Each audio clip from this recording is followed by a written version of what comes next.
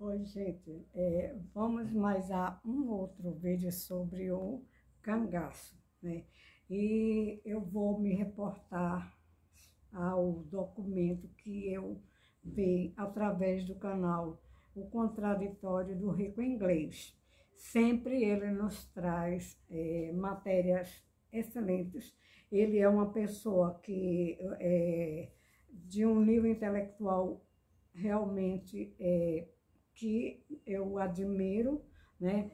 Ele tem um raciocínio muito rápido e então ele mostrou um documento que é o seguinte: esse documento foi após a chacina lá de Angico, que supostamente aconteceu ali em Angico, naquele lugar, né?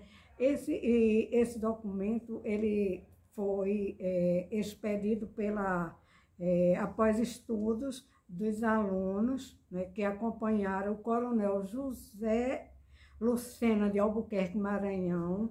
Lembremos que essa pessoa, esse coronel, foi o responsável, foi quem matou o pai do Lampião. E Lampião sabia, né? Ele era coronel, né? E subalterno ao coronel Lucena vinha o José Bezerra, né? Todos engajados, né? As polícias de Pernambuco, de Alagoas, de Sergipe, da Bahia, os estados, né? Por onde o Virgulino estava fazendo os seus desmandos, né? E então, nessa ocasião, que foi entre 27 e 28 de julho do ano de 1938, ocorre supostamente, aquela chacina lá em Angico, né? E o coronel José Lucena, ele vem aqui para Recife, né? E ele, no dia 4 de agosto, quer dizer, portanto, 7 dias após a chacina, porque o mês de julho é de 31 dias, né? Aí ele chega aqui em Recife e ele vai levar alunos da Faculdade de Recife, né, de Direito de Recife, para Santana do Ipanema e para percorrer aquela região dali dos sertões, né? Porque temos vários sertões, né? Então, esses estudantes, eles vão balizar, entre aspas, ou estudar, né? Porque eram estudantes, então eles deveriam estar fazendo o estudo na área da criminologia, e eles foram para Santana do Ipanema, né? E depois vão em outros lugares, Palmeira dos Índios, e chegaram até Angico, né? Quando eles chegam em Angico, os estudantes, né, chegaram em Angico para fazer um relatório que começou no dia 4, com essa visita do coronel José Lucena aqui em Recife, voltam e vão fazer essa, digamos assim, vão analisar aquelas áreas, os estudantes que certamente não conheciam aquela região, a região dos sertões, né? Admiraram bastante e eles comentam, tem no relatório, da impossibilidade de pessoas, de indivíduos correrem coloca até assim, indivíduos por esse dédalo indescritível entre coroas de frades, macambiras, xique-xique, pedregulhos e penhascos. Vejam só o lugar que escolheram para colocar aqueles corpos ou para, digamos assim, colocar, olha, foi aqui o massacre de Angico, né? Aí, examinando esse documento, ele traz muita coisa. O Rico Inglês pegou logo, rapidinho, por qual motivo vem o coronel José Lucena justamente aqui para Recife. No meu entendimento,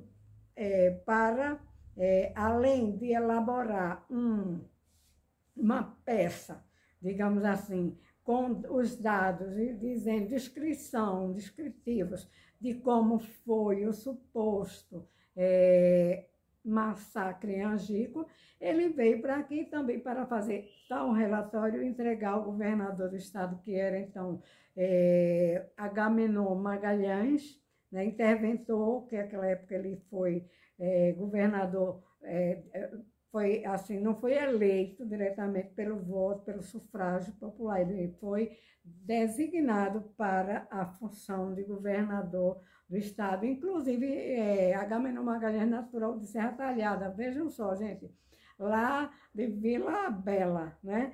Aí ele era o governador de Pernambuco à época, né? Então, os estudantes foram também verificar ou estudar aquele parecer de Dr. Lages Filho, que era o perito legal, né? Para fazer digamos assim, o trabalho forense de investigação, essa coisa. E o doutor Lages, ele, nos relatos, o doutor Lages disse que não podia afirmar, fazer um laudo, exatamente, conforme o Rico Inglês falou, e a gente sabe, quem estuda, né, sabe que não se pode dar uma causa-mortes de uma cabeça sem os corpos. E apontaram, então, uma cabeça lá, essa daqui é do Virgulino, essa daqui é da Maria de Ideia, né, Maria Bonita, né, para ficar mais, para entenderem mais esse meu trabalho, esse meu estudo também.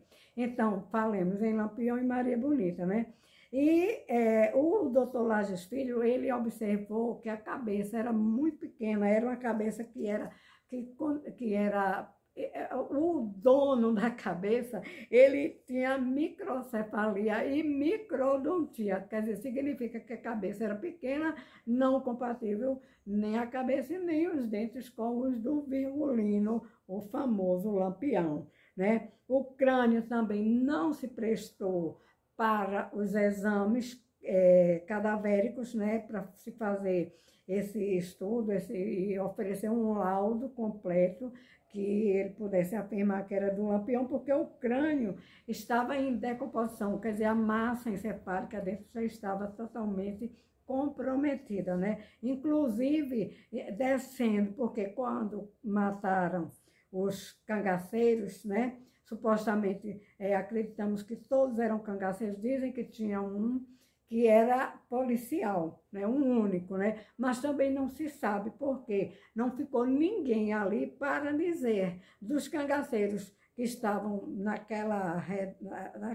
redondeza ali de Angico, todos fugiram para livrar-se e não serem mortos. Aí dizem que foi morta a Enedina com um tiro na cabeça que esfacelou, segundo a Sila, os miolos da Enedina bateram nas costas dela. A Maria, segundo o Panta de Godoy, a Maria levou um palaço nas costas e que estourou o pulmão, mas ainda assim, nas conversas dizem que a Maria ainda falou depois disso e chamou o Luiz Pedro, né? Compadre Luiz Pedro, socorre o Lampião, né? Mataram o Lampião. Quando, na verdade, depois vem surgindo outras conversas, outras pessoas estudando, tentando reconstituir uma coisa que já faz mais de... Quando começaram a estudar, o doutor Amauri, entre alguns outros que eu posso citar, o Frederico Pernambucano, já fazia cerca de 3 décadas do ocorrido. Portanto, muito difícil de se entender ali como foi. Mas as polícias, com certeza, sabiam, né? O tenente Bezerra, coronel Bezerra, aliás, tenente Bezerra, coronel é o Lucena, né? Então, eles também acharam, eles chamavam os cangaceiros dos cabeludos, né? Aquelas cabeleiras compridas e repelentes, tem nesse documento, né? Que é um relatório, ornando as cabeças singularmente diferentes, né? Porque, gente, depois que se corta as cabeças, né? Deixaram os corpos lá. Por sinal, diga-se de passagem, os estudantes encontraram apenas 8 corpos, né? E disseram também, tem no documento, que aqueles corpos estavam enterrados em cova rasa, Portanto, depois de enterrado, se faz a exumação, né? Aí fizeram a exumação, aí apontaram um corpo como sendo do Lampião, outro da Maria Bonita e outro do Luiz Pedro, justamente o trio, né? O trio tão comentado, o trio que dizem que viviam assim, que trocavam juras de amor, né? A Maria, o Lampião, né? E o Luiz Pedro, que foi quem já levou a Maria, já foi quem indicou a Maria para entrar para o cangaço, disse que era uma morena formosa, bonita, separada do marido, e que o Virgulino gostou dela por conta de uns tais, de uns bordados que ela fazia, já era mulher separada do marido, portanto resolveu seguir o Lampião. Bem, mas aí também diz o seguinte, que o Virgulino, que essa cabeça que foi apresentada como sendo do Virgulino, tinha parcos ou pouquíssimos pelos no rosto, o que também já confirma que o filme de Benjamin Abraão não é um filme, foi um filme que colocaram ali outros personagens para fazer aquele filme. Inclusive, por quê? Porque tem uma cena que o Virgulino é bastante alto, né? Vejam só, com a barba quase chegando no peito, na altura do peito. Então, se o Virgulino, essa cabeça tinha parcos, pelos, né? Então, não era o Virgulino. Ou a cabeça não era do Virgulino, ou do filme também não era do Virgulino. Não bate, né? Não se falou também em Virgulino ter aquele olho com leucoma ou glaucoma, uns dizem leucoma, outros glaucoma, e outros dizem que foi um espinho que furou o olho dele e ele ficou com o olho cego. No meu entendimento, o Virgulino, como a arte dele, o trabalho dele era matar, ele desde muito tempo que ele vivia com balas, né, entre os estilhaços de bala também pode ter feito aquele no olho de Virgulino, porque se fosse glaucoma tinha nos dois olhos, se fosse leucoma também tinha nos dois olhos, né? Isso que a literatura fala, a literatura da medicina, né? Porque o olho tem a ligação de um olho para o outro, então automaticamente o olho, por exemplo, eu sou míope, sou míope dos dois olhos, eu não sou míope somente de um olho, pode haver uma diferença grande de um olho para o outro da miopia, mas os dois olhos são míopes, né? Então, essa impossibilidade de ser leucoma, né, ou glaucoma ocorreria nos dois olhos, né? Vejamos mais aqui o que é que eu pude investigar, não, olhar, ler e apreciar o documento que foi somente através do computador. Eu não tenho o documento ainda impresso para examinar melhor, né? Mas vejam só, outra coisa que eu observei, que começou no dia 4 de agosto, digamos que Coronel Lucena chega aqui em Recife, vai para Santana do Ipanema, vai para Palmeiras dos Índios, vai para outras localidades até chegar em Angico, e depois, ao final, o documento é datilografado em Santana do Ipanema, né? E a assinatura do Coronel Lucena, José Lucena de Albuquerque, Maranhão, ela é reconhecida em Maceió, capital de Alagoas. Significa, no meu entendimento, que em Santana do Ipanema não tinha uma unidade cartorária onde reconhecesse a firma do Coronel José Lucena de Albuquerque, Maranhão, né? Então, são essas coisas que nós vamos observando, como também tem uma outra coisa, gente, que os estudantes apontaram nesse documento, né, dizendo que o leito do riacho era seco, mas que na noite anterior choveu e nem o cachorro de Lampião saiu. Portanto, gente, fica essa questão aí para a gente entender que provavelmente a probabilidade é de que mataram os cangaceiros em vários lugares ali, conforme eu já coloquei em outro vídeo, até porque, segundo o livro do Dr. Amaury Corrêa, ele disse que a Maria foi buscar água numa bacinha de queijo do reino. Não estava junto com o Lampião, né? O Lampião estava lá embaixo, segundo o Panta de Godói. Ele desceu aquele penhasco, aquelas pedras, né? Pedregulhos, né? Macambiras, tudo. Ele desceu por ali, pelo riacho, que estava